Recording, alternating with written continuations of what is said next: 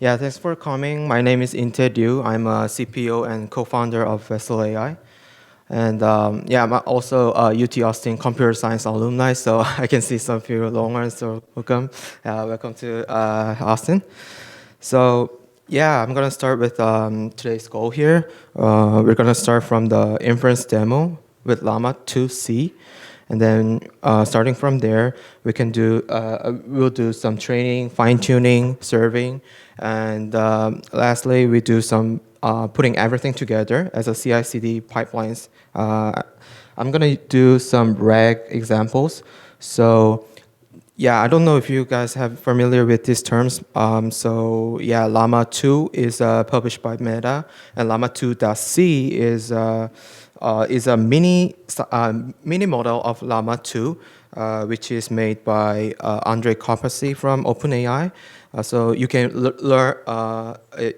You can training on GPUs, but you can inference them in the CPUs. So I take this as a playground examples.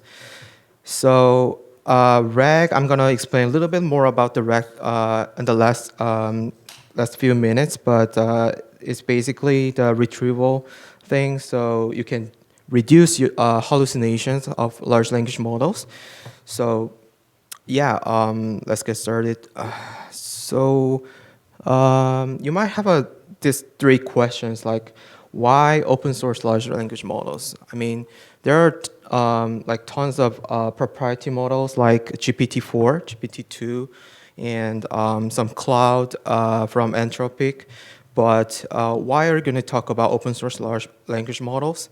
And secondly, why self-hosted open source models? So a company like OpenAI released their features like fine-tuning, and also you can do some API calls to the OpenAI models. But why do we need to have self-hosted open source large language models? And third, okay, so I know why we need Llama and why we need to self-hosted them. Then how to deploy large language models into production. So yeah, that's those three questions. It's the main subject of this speak. So yeah, the first question: open source models versus proprietary models. According to the languagemodelsystem.org leaderboard, unfortunately, no open source model has beaten the proprietary models yet. So the top 5 models are proprietary models. It's GPT-4, Cloud 1, 2, and another cloud, and GPT 3.5 Turbo. So also there's like hyper gap between open and closed model due to the investment because for instance, like an Anthropic interview, the CEO of the Anthropic, they're gonna invest like $10 billion by 2025. That's a lot of investment, and it's about like 10% of enterprise value of OpenAI. Well, let alone with the investment, OpenAI has a great infrastructure. So I do a little bit of math here. So let's say you're gonna fine tuning with OpenAI versus hiring engineers and tuning on AWS. If you're gonna hire some machine learning engineers, it will cost you roughly like $200K in a year. And let's say you wanna use like 8-way A100 GPUs on AWS, it will cost you another 166K in a year. But that's the modest amount of money because the price go a little bit higher if you use the GPU instance as an on-demand. If you committed a 1-year contract with the AWS, that's the amount of what you get. So if you let's say the engineers working hard and they're fine-tuning 10 to 20 fine-tuning job a single day, it will roughly you can run like 4,000 fine-tuning per year. So per fine-tuning, it will cost you $80. However, if you use OpenAI, it will just cost $4 to $12 per fine tuning. So roughly, it's like 8 to 20 times cheaper if you use OpenAI. Yeah, by the way, these numbers are not actually mine. You can go down this reference. You can see the details. So yeah, I mean, like in terms of the performance-wise or this kind of investment, is open source model doomed? What's the proper strategy to open source model should go, right? So yeah, before we move on to the future of open source large language model, I want to ask you a quick question: that who is better at catching software system bugs between Leonardo da Vinci in 2023 or an computer system PhD candidate?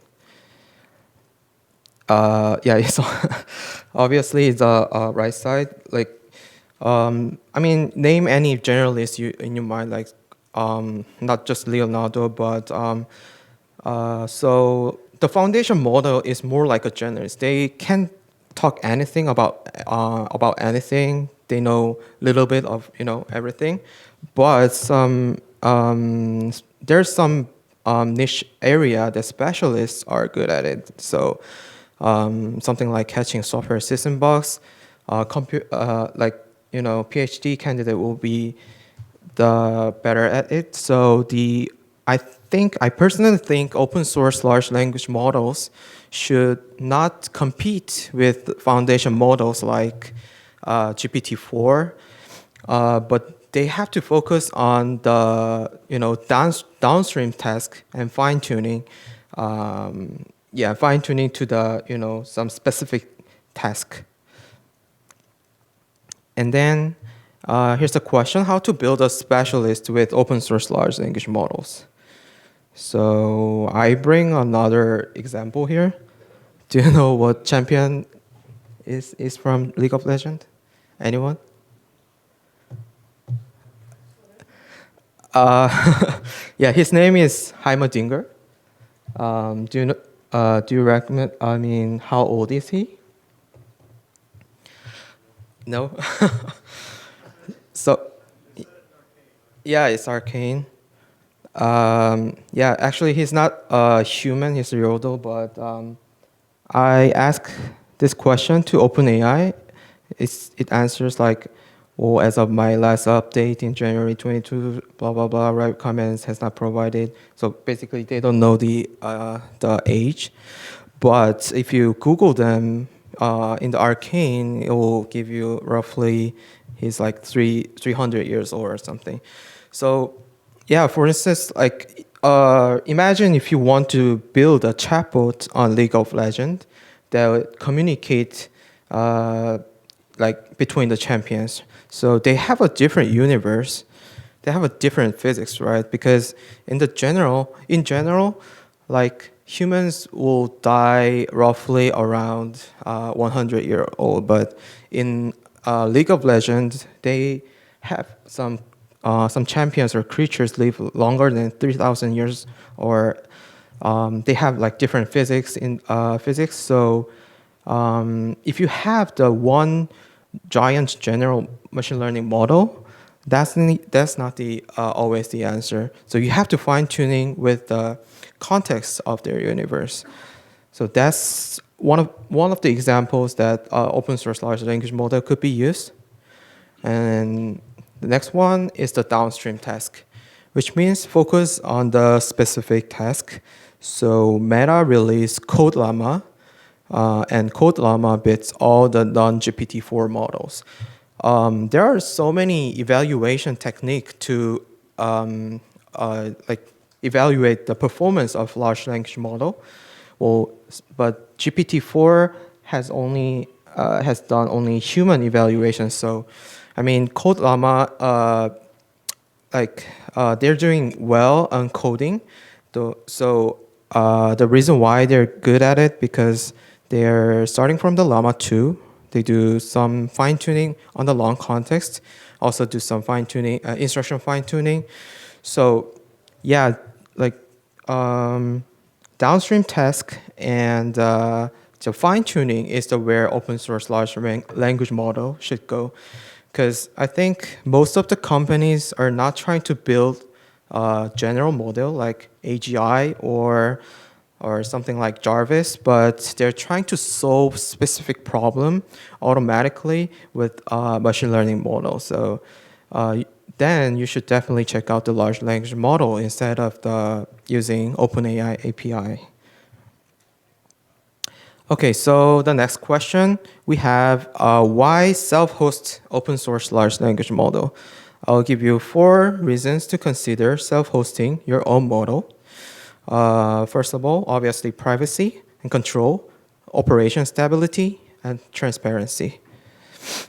Yeah, for the privacy, it's obvious. I mean, according to the Bloomberg, Samsung bans using ChatGPT after they spotted data leak.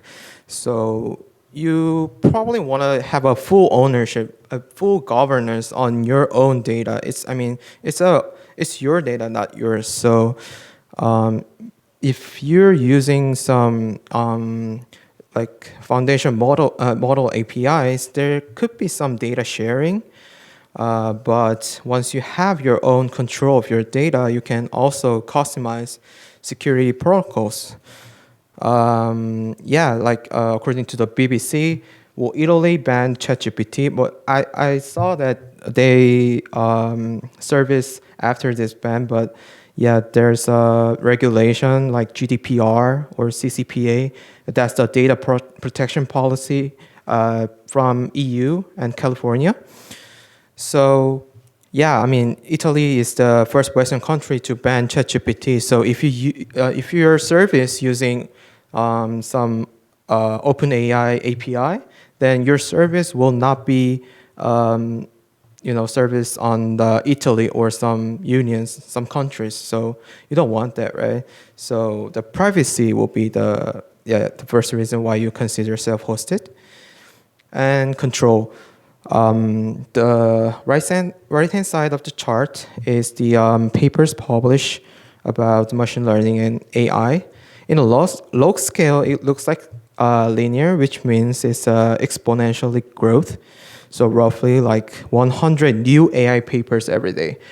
So let's say, last week they talk about SFT, which is like supervised fine-tuning, but next day they're talking about RLHF. You need to, prompt engineering or anything. And third, there's a multimodal comes in. So, now you can use image in ChatGPT.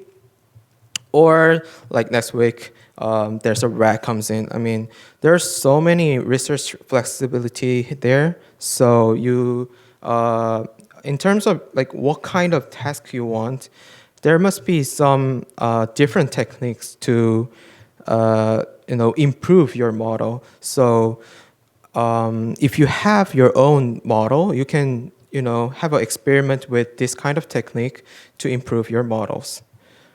And third, this is the uptime for the OpenAI. So you can see this orange and red sign. If you request during that time, you might have an API or connection error, or also you might have a potential to have a quota limit. You might don't want to OpenAI systems failure to degrade your service experiment. So, I mean, the system stability of OpenAI is not lower, than expected. So, yeah, that's another reason why you consider self-hosted. And finally, transparency. Once you have, you can monitoring your model. You can have a error rate or latency. You can know pretty much everything about like why and how of every response. That'll you can improve your model continuously.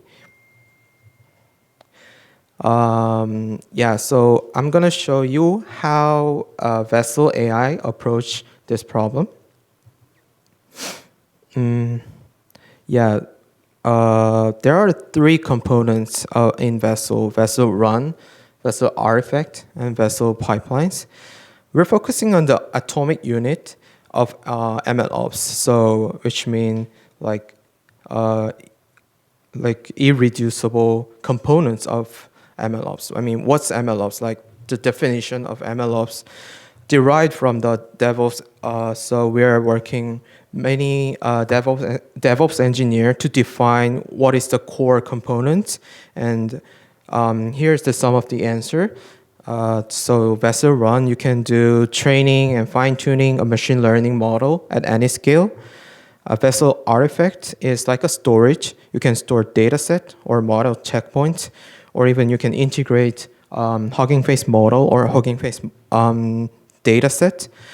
And finally, you can see the left side, the run and artifact is talk each other. So in a run container, you might want to download some dataset from the artifact, and after the run, you might want to export some trained or pre-processed data to VESSL artifact.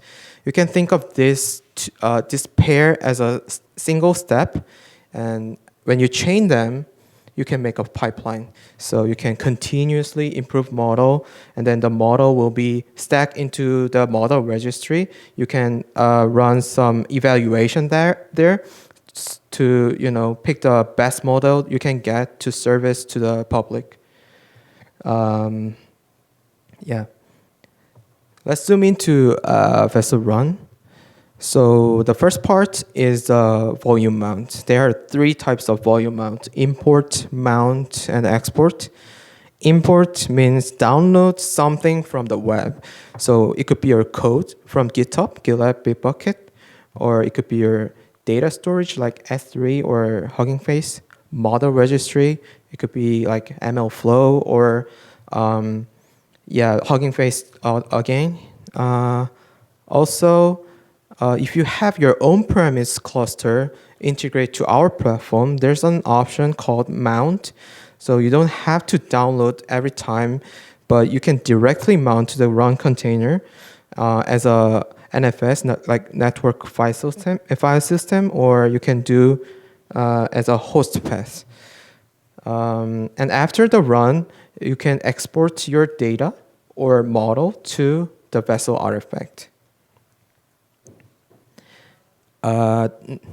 Next, once you get the volume mount configuration, you have to configure the resources, like what kind of GPUs, like how many GPUs are going to use, and the container image and the cluster.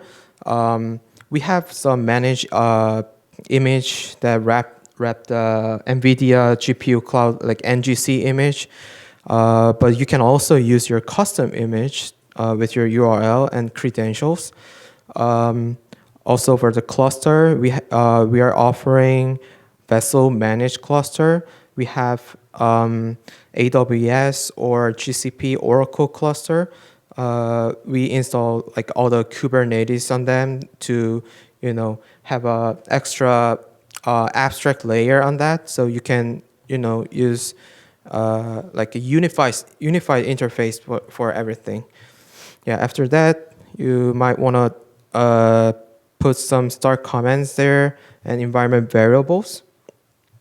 And also, if you want to have a communication with your run command, you can expose your port or mark it as interactive. So here's the YAML file looks like.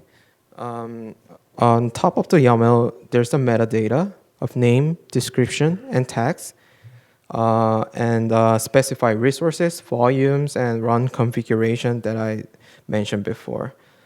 Once you get that YAML, you can run with VESSL run create -f train.yaml, whatever the file name is. I want to share some success stories with Scatter Lab. There are like characters AI in South Korea. So they built the chatbot named Iruda 2.0, which is emotion AI trained on VESSL. They already have 2 million downloads, 900 million messages sent. they're trained and fine-tuned LLM to create AI characters. So from their voice, they say the VESSL's advantage is like multi-cloud support, experiment management, and reproducibility, GPU job scheduling and monitoring, and also cost savings using like spot instances. Yep. So I'm gonna do some little demo here for Llama2 playground. Yeah. If you go to your terminal, I highly recommend use the virtual environment. You can do pip install VESSL. Oh, I already installed them. There's a command called VESSL hello llama. There's like 3 templates in this hello command. One is the playground, the batch inference with pre-trained model. And the second, you get the training from scratch with the tiny storage data set. And finally, you get the fine-tuning, training the pre-trained Llama to 7 billion with the Lord of the Rings data set. If you put the playground here, and this YAML will be executed. So here, we're using AWS Asia Pacific Northeast 2, which is the Seoul region.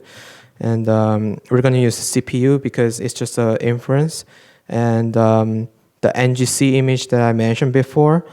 Also, we're going to import code from the GitHub and run this command like pip install Streamlit and download the pre-trained model from Hugging Face and some Streamlit run command. It will serve as at port 80, so we're gonna expose our ports here. Yeah, and once you get this, you'll get some URL. I already have another playground run right here. So yeah, this you can click the Streamlit button to go to playground demo. So there's like 3 options for input, for the temperature and steps and prompts. So let's say Intae went to coffee shop. So yeah, it will automatically generate the prompt. Start with this, yeah. So that's these pre-trained models are trained on tiny stories. So it pretty much looks like some story. So you can play some. You can get a little bit of idea what VESSL run is. Yeah, that's pretty much it for this description here. So yeah, go if you want to test our product, go install VESSL and VESSL hello llama. Secondly, we can do training from scratch. As you see on our VESSL hello command, there are like 3 different options. So there are training and fine tuning. I'm gonna talk a little bit about training. So if you go to Carpathy GitHub repository, there's a README file that see like how we can training from scratch with this model. There are only 3 commands here. So this Python script will download the tiny storage dataset, and this command will tokenize your stores, and yeah, you just get run the trained up by Py command. So if you use VESSL run with this, you can have like exactly same command, like pip install requirement, tiny storage download, tiny storage pre-tokenize, and py train.py. Also, for the code import, you don't have to actually change his code. You can use their code. So yeah, here I'll put like no code change from open source. You can directly clone from them and then run our platform. So we also offer like different clouds. So if you like, Oracle over AWS, you can do that. If you want to use your own machines, you can also do that. Yeah. Next thing is fine tuning and serving. Yeah, there's like a sorry about the this text size, but basically you can download the code from the GitHub dataset and model to fine tuning. The web console and command line will send requests to our backend server. We have a Kubernetes operator in the backend server. It will translate your YAML files to run the machine learning workloads on the hybrid cluster. So it could be EKS, GKE, OKE, and on-premise. And then it will run something and then export the trained model to the VESSL model. And this time you're going to serve with serving YAML. It will do the same process, and then you have your own serving. So yeah, I already pulled it up, some serving here. Once you get serving, you have an endpoint. What you can do here is, if you have a multiple revisions, you can split the traffic and do some A/B testing and everything. And then if you follow this endpoint, you have this Swagger view. Because I'm using VESSL API, you can test it out. Some prompts here. So yeah, I would say this is the production-ready VESSL serve, because we do have a functionality of auto-scaling and get gateway traffic management. And it's really high flexibility. You can do Bento ML, Flask, VESSL API, or even NVIDIA Triton server. Yeah, and the YAML looks like this. For serving, we have success stories with Tmap Mobility. This is the largest mobility platform in Korea. They have like 30 million active users. They trained on the large clickstream data. Like they have like 50 billion stream data on monthly. So yeah, and we serve them in a production to 13 million MAUs. They really liked our auto-scaling and service monitoring functionality to handle traffic peak on holidays. Yeah, lastly, the pipeline. We automate everything, every step we've taken as a pipeline, and then trigger automatically. So yeah, I'm gonna tell a little bit about retrieval augmented generation. It's the purpose of the RAG is reduce hallucination, retrieve, and generate based on the context. So for instance, if you ask some question like what is here?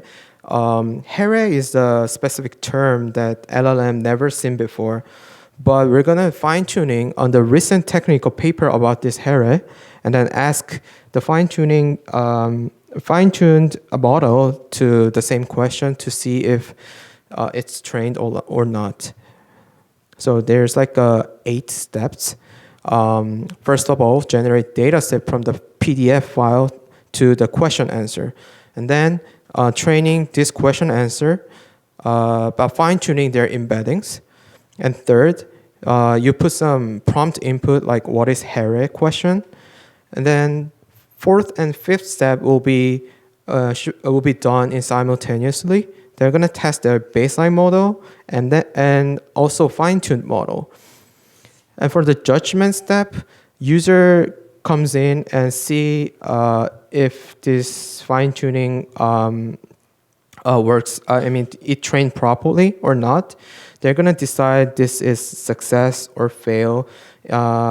Like both of them, they're gonna notify to Slack or email, and then if success notification is done, you're gonna deploy the proper model. So with the vanilla LLM evaluation, with this prompt, what is here question? It will respond, I'm sorry, but I couldn't find any specific information about here or something. But if you do some RAG evaluation, it will retrieve the context from the training data that, oh, the goal of Hera is to evaluate the performance of different models or something. Yeah, you know how it works. So yeah, if you go and see what pipeline looks like, yeah, this is how our pipeline looks like. It's more like a Circle CI, so that you can see, you know, all the logs.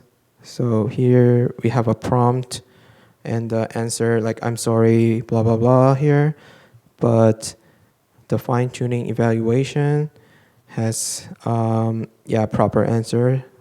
So yeah, that's how our pipeline works. And the final success story I have is with Hyundai Motors. Yeah, I mean, there are multinational automotive manufacturer. They're using VESSL Run and VESSL Pipeline actively, especially in the autonomous driving team. What they do is data ingestion to model deployment and monitoring, and they continuously training and deliver models with CI/CD pipelines. Um, yeah, I think I'm out of time, but yeah, that's pretty much it for today. And yeah, do you have any questions? Or you can come to our booth in the basement. There's still yeah, and also you can go down to go to this QR code to see the little bit more about the vessel. We have a documentation and LinkedIn page. We're pretty active on LinkedIn, so please go and follow the LinkedIn. Yeah, any questions? I mean, there's a mic there, so you can.